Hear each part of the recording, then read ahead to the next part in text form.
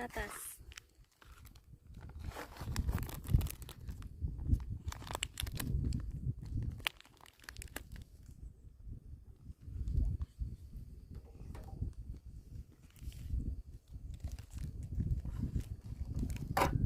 Ito ang aming hapunan ngayon.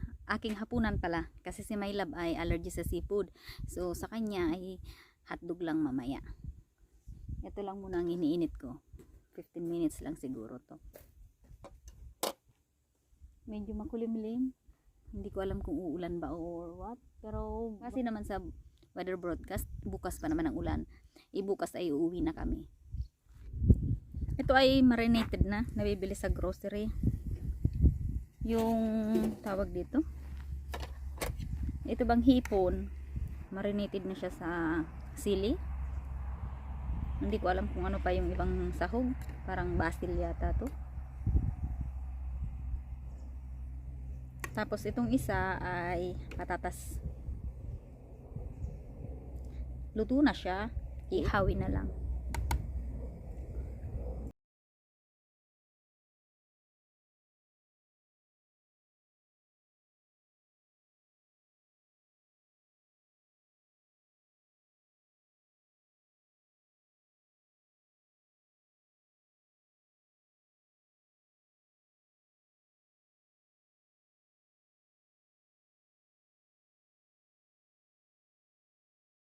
Stick. Kaya ito lang yung nabili namin.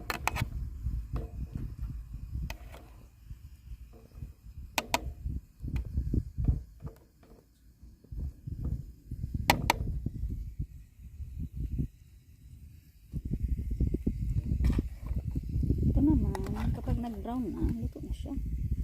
Kasi dati na itong luto.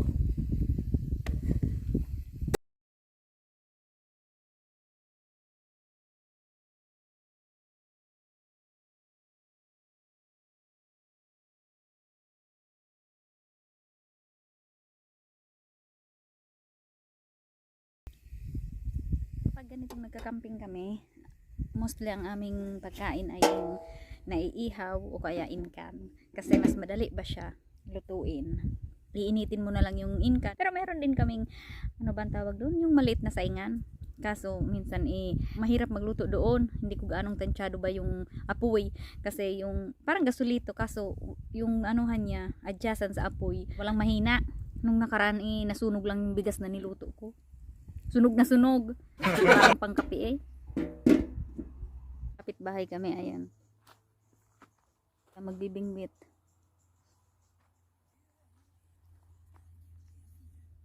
Maganda dito mag-fishing. May isda dito kaso kami ay hindi naman mahilig sa isda. Kaya hindi kami nagdala ng pangbingwit.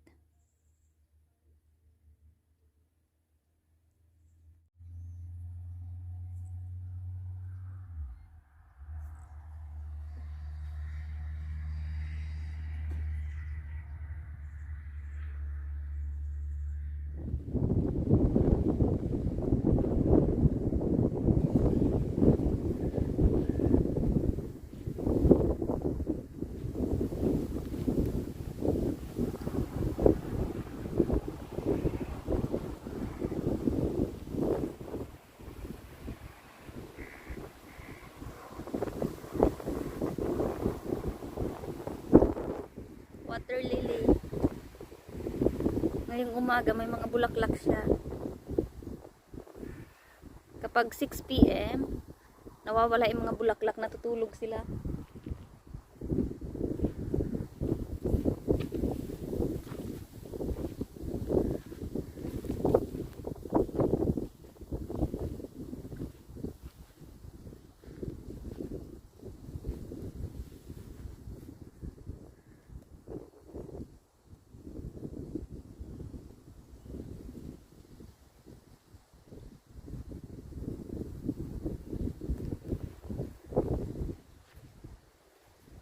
Ito ang aming bagong hideout. Spot for wild camping.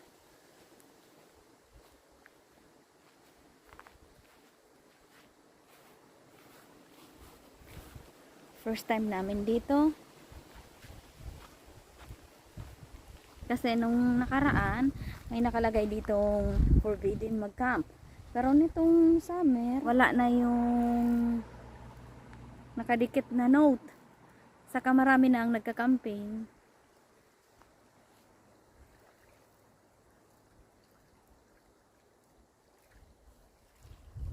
Medyo maalon nga lang. Pero ang linaw ng tubig. Pwede ka mag-fishing dito. Kaso nga lang dapat may bayad. Pwede arawan or pwede per year. Naligo kami dito kahapon. Ngayon ay last day na namin.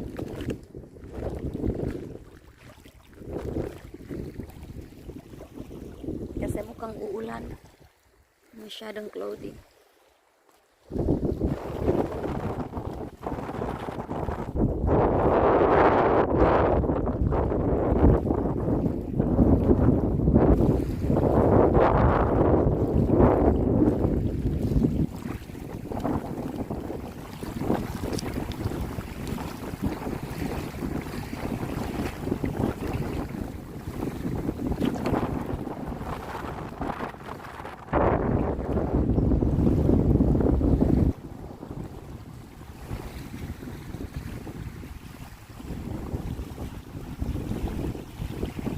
Ayun ay boat house.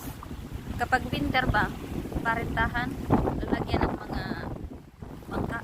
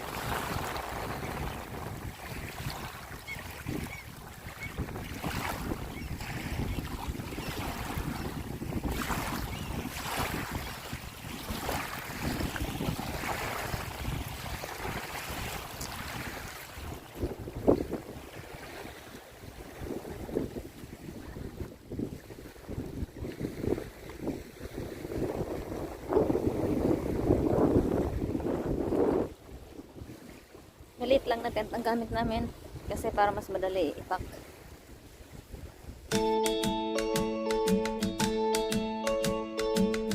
Look at the way that your feelings flower every time that you hear her name.